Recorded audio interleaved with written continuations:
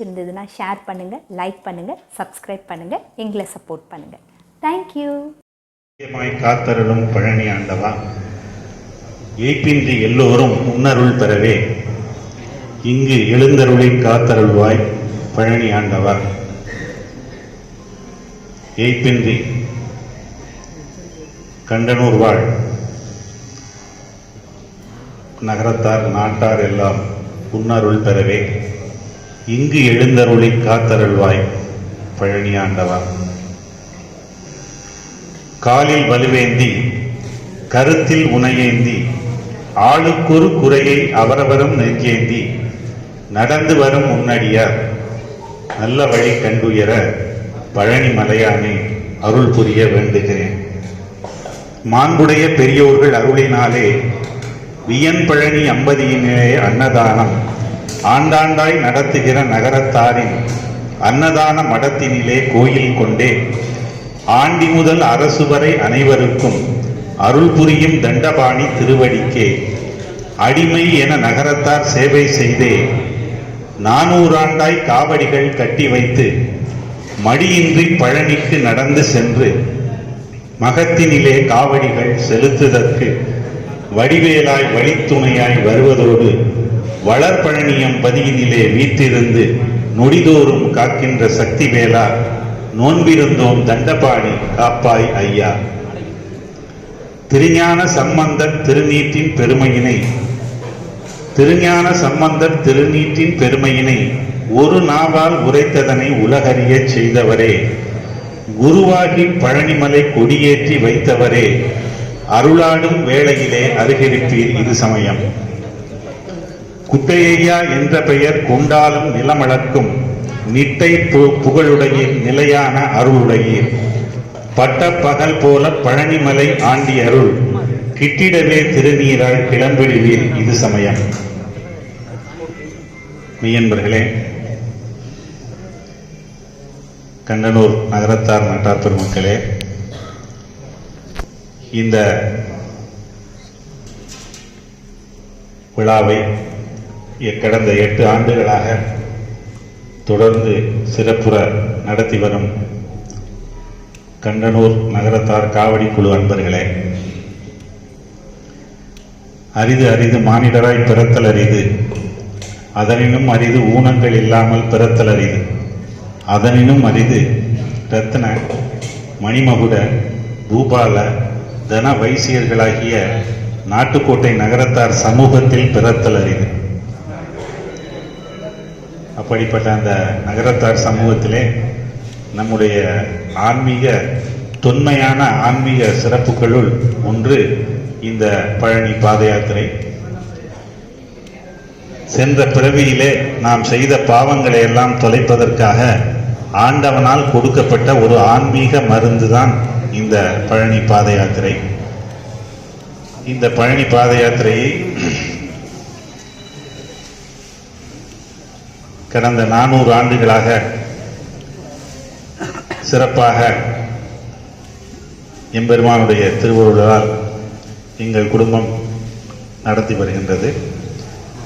அந்த வகையிலே நம்முடைய இந்த விழாவிலே இன்றைக்கு சுவாமி ஊஞ்சலிலே அலங்காரமாக வீற்றிருப்பது நமக்கெல்லாம் மகிழ்ச்சியை தருகின்றது. அதற்காக நான் இந்த காவடி குழுவை பாராட்டுகின்றேன். வருகிற 22ஆம் தேதி தான் சுவாமி ஏகாந்த சேவை செம்மடைப்பட்டியிலே எப்பொழுதும் ஊஞ்சல் காட்சி, இப்பொழுது இங்கே காட்சி தருகின்றார். அப்படி ஒரு நிகழ்ச்சியை இன்றைக்கு ஏற்பாடு செய்து மிகச் சிறப்பாக இந்த குழுவினர் நடத்தி வருகின்றார்கள். இந்த பழனி பாத யாத்திரையில் பல அற்புதங்கள் எல்லாம் நடந்து கொண்டிருக்கின்றன. இருந்தாலும் அந்த பாத யாத்திரையை முன்னிட்டு சில விஷயங்கள் உங்களுக்கு கண்டிப்பாக தெரியணும். நான் அண்மையில் அறந்தாங்கியில் ஒரு கூட்டு வழிபாட்டிற்கு சென்றிருந்தேன். அப்பொழுது ஒரு அம்மா என்கிட்ட இந்த பாத யாத்திரையை வருஷத்துக்கு 4 முறை போனால் எப்படி இருக்கும், நீங்கள் செய்யலாமா அப்படின்னு கேட்டது. நான் சொன்னேன், ஒரு முறை போய் வர்றதே பெரிய விஷயமா இருக்கேம்மா, 4 முறை போக சொல்கிறீங்களே, என்ன காரணம்? இந்த கார்த்திகை மார்கழி தை இந்த 3 மாதமும் எங்கள் ஐயா மாலை போட்டுக்கிட்டாருன்னா குடிக்கிறது இல்லை, எங்களை அடிக்கிறது இல்லை. ஆகையினால நாங்கள் இந்த 3 மாதமும் நிம்மதியாகவும் சந்தோஷமாகவும் இருக்கோம். அதனால் நீங்கள் வருஷத்துக்கு 4 முறை போனால் வருஷம் பூரா நான் சந்தோஷமாக இருப்போமே, அதை ஏன் நீங்கள் செய்யக்கூடாது அப்படின்னு கேட்டாங்க. நான் சொன்னேன், அந்த மாலை நீங்கள் அவரை அப்படியே வச்சுக்க முடியலையா அப்படின்னு கேட்டேன். இல்லை, மாலையை கழட்டிட்டா பழைய ஆள் ஆகிடுறாரு, எங்களால் திருத்த முடியலை அப்படின்னு சொன்னாங்க. அந்த அளவுக்கு அவர் கொத்தனாரு, நம்ம சித்தாள், அந்த அளவுக்கு மனிதனை பக்குவப்படுத்துகின்ற ஒரு பாத யாத்திரையாக நம்முடைய பழனி பாத யாத்திரை இருக்கின்றது. அந்த அம்மா இன்னொரு செய்தியும் சொன்னாங்க, நான் அந்த 3 மாதம் சம்பாதிக்கிறது தான் எங்களுக்கு வருஷம் பூரா நாங்கள் குடும்பத்துக்கு வச்சுக்கிறோம், மற்ற நாளில் அவர் எங்களுக்கு எதுவும் கொடுக்கறது இல்லை அப்படின்னு. ஆகையினால இந்த மாதிரி நிறைய நிகழ்வுகள்லாம் வந்து நம்ம அன்றாடம் நடந்துக்கிட்டு இருக்கு. அடுத்து இன்னொரு திருநீற்றை பற்றி இன்னொரு முக்கியமான நடந்த நிகழ்ச்சி, ஒரு 20 ஆண்டுகளுக்கு முன்னால் ஜெர்மனியிலிருந்து ஒரு தம்பதியர் சுற்றுலா வந்தார்கள். நம்முடைய காவடி குன்றக்குடியிலிருந்து புறப்பட்டு பிள்ளையார்பட்டி வழியாக கடக்கின்றார்கள். அப்பொழுது பிள்ளையார்பட்டியை தரிசனம் செய்ய வந்தவர்கள் அங்கே வர அந்த காவடியை பார்த்துட்டு காலில் ஷூ இல்லாமல் ஷர்ட் இல்லாமல் எங்கே நடந்து போகிறாங்க அப்படின்னு கேட்குறாங்க. அப்போ நம்முடைய வரலாறு அவர்களுக்கு சொல்லப்படுகின்றது. அப்போ நாங்களும் நடக்கிறோம் அப்படின்னு நடக்கிறாங்க. அவங்களால ஒரு குறிப்பிட்ட தூரத்துக்கு மேலே நடக்க முடியல, கால் வலி வந்துடுது. அப்போ we want to see the doctor, நாங்கள் வந்து வைத்தியரை பார்க்கணும் அப்படிங்கிறாங்க. நீங்கள் எப்படி இந்த மாதிரி வலியெல்லாம் போக்கிக்குவீங்க அப்படின்னு கேட்குறாங்க. அப்போ இவங்க சொல்கிறாங்க, நாங்கள் வந்து நாங்கள் வைத்தியமெல்லாம் போகிறதில்ல, எங்களுக்கு திருநீர் தான் மருந்து, ஆகையினால அதை வந்து பூசிக்கிட்டா எங்களுக்கு சௌரியமாக போயிடும் அப்படின்னு என்னிடத்தில் அழைத்து வந்தார்கள். அது பக்கத்தில் வந்தோன்னே, what is this white powder, what is this white powder அப்படின்னாரு. இப்போ நான் சொன்னேன், இது சுவாமியுடைய பிரசாதம், இதில் என்ன மெடிசன் கலந்துருக்கு அப்படின்னாரு. ஒரு மெடிசனும் இல்லை, சுவாமியுடைய திருவருள் தான் அப்படின்னு. ஓ, அப்படி அதை பூசிக்கிட்டா சரியா போயிடுமா, பூசி பாருங்க, ஊதியை கொடுத்தா பூசிக்கிட்டாங்க, சரியாயிடுச்சு. தொடர்ந்து எங்களோட வந்தார்கள். செம்மடப்பட்டி வந்தாச்சு, அவங்களுக்கு விசா முடிய போகுது. ஒரு 2 கிலோ இந்த ஒயிட் பவுடர் எங்களுக்கு வேணும் அப்படின்னாங்க. என்ன காரணம் அப்படின்னு, யூ ஆர் டெல்லிங் லை, அதாவது நீங்க போய் சொல்றீங்க, இதுல மெடிசன் இருக்கு, நான் ஜெர்மனியில போய் ஆராய்ச்சி பண்ணி அதை நான் உங்களுக்கு ரிப்போர்ட் அனுப்புறேன்னு சொல்லி அந்த 2 கிலோ வாங்கிட்டு போனாங்க. போய் நாங்கள் ஊருக்கு வந்துட்டோம். அதுக்கப்புறம் வந்து அங்கேருந்து தபால் வந்தது, அதில் எந்த மெடிசனும் இல்லை. As you said, it is a divine power only. அதாவது வேற்று நாட்டினர், வேற்று மதத்தினர் திருஞான சம்பந்தர் திருநீற்றின் பெருமையினை ஒரு நாவால் உரைத்ததனை உலகறிய செய்தவரே. அதான் அந்த ஜெர்மனிலேருந்து அவங்க வந்தவங்க, அவங்க வேற்று நாட்டினர், வேற மதத்தினர், அவர்களுக்கே சாமி வந்து இந்த திருநீற்றினுடைய மகிமையை உணர்த்திட்டார். ஆக இந்த மாதிரி இந்த பயணத்தினுடைய சிறப்பு என்ன அப்படின்னா, பாட்டும் விபூதியும் தான் இதுக்கு மருந்து. பாட்டும் விபூதியும் தான் இந்த பயணத்தினுடைய மருந்து.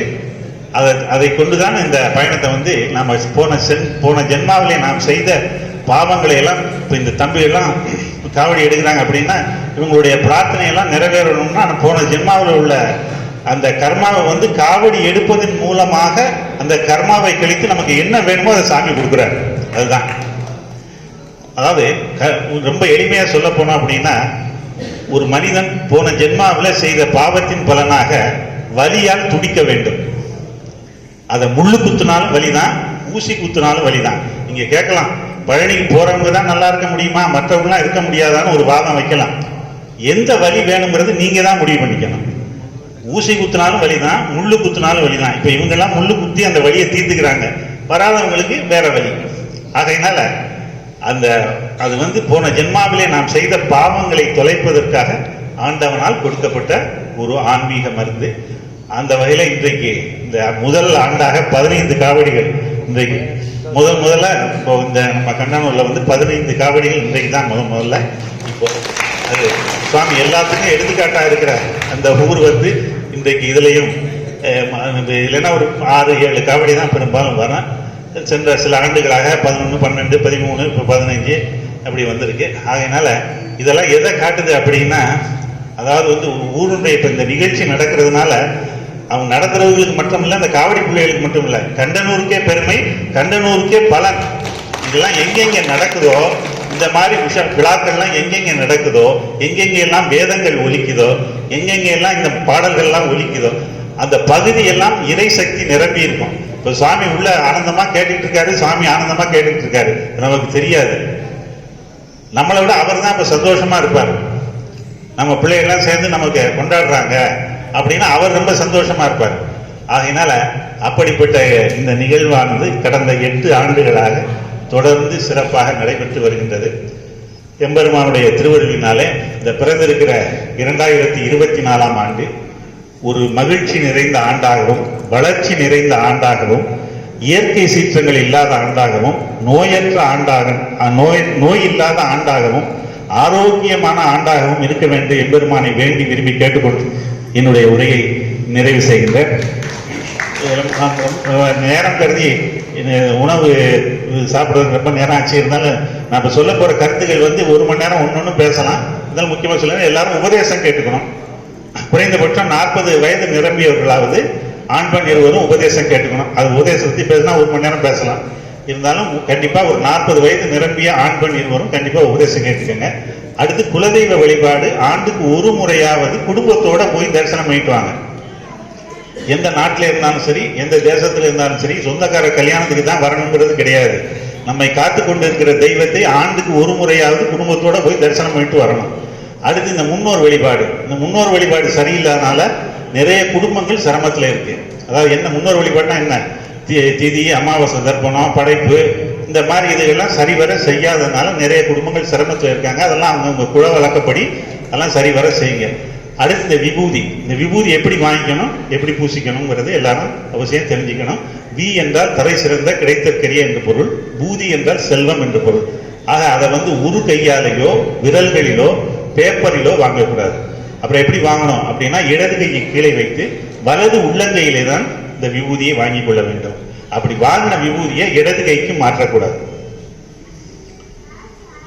அப்புறம் எப்படி பூசிக்கிறது அப்படின்னா, இந்த இடது கையை கீழே வைத்து இந்த வலது உள்ளங்கையில் இருக்கின்ற இந்த விபூதியை இப்படி இந்த 3 விரலுக்கு கொண்டு வந்து அண்ணாந்து பார்த்து தான் அணிந்து கொள்ள வேண்டும். தலையை குடிந்து கொண்டு விபூதி அணிந்து கொள்ளக்கூடாது. விபூதி கீழே சிந்தக்கூடாது. சிந்தனா என்னவா பிறப்பாங்கலாம் நீங்க கேள்விப்பட்டிருப்பீங்க. அப்படியே பூசிக்கொள்ள வேண்டும் நினைப்போம், அழகா பூசிக்கொள்ளலாம். வாங்கி பேப்பர்ல வச்சுக்கலாம், ஆனா பேப்பர்ல வாங்கக்கூடாது. இதெல்லாம் விபூதி எப்படி வாங்கணும், பூசிக்கணுங்கிறது அவசியம். இன்னும் ரொம்ப ஆச்சாரமா சொல்ல போனோம்னா, ஆண்கள் வேஷ்டி தரப்புலையும் பெண்கள் முந்தான தரப்புலையும் தான் வாங்கணும். அதெல்லாம் இன்றைக்கு நம்மளால கடைப்பிடிக்க முடியாது. அது நீங்கள் நினைவில் கொள்ள வேண்டியது என்னன்னா, வலது உள்ளங்கையிலே வாங்கி இடது கைக்கு மாற்றாமல் அண்ணாந்து பார்த்து அணிந்து கொள்ளுங்கள். வாங்கின விபூதியை கோயிலே வச்சுட்டு வந்துடாதீங்க. சுவாமியுடைய பிரசாதம் என்ன வாங்கி என்ன பண்ணாங்க, அப்படி வச்சுட்டு அந்த கோயில் தூண்லேயே வச்சுக்கிறாங்க. இந்த கோயிலுடைய தூய்மையும் கெடுத்து எனக்கு கிடைச்ச பிரசாதத்தை நீயே பலனை நீயே வச்சுக்கன்னு சாமிகிட்ட கொடுத்துட்டு வந்துடும். அதனால அந்த விபூதியை மடிச்சு வீட்டுக்கு கொண்டு வந்துடுங்க. இதெல்லாம் விபூதி எப்படி வாங்க வேண்டும், எப்படி அணிந்து கொள்ள வேண்டும் என்கிற முறை. எம்பெருமானுடைய திருவருளினாலே எல்லோரும் இன்புற்றிருக்க வேண்டி என்னுடைய உரையை நிறைவு செய்கின்றேன்.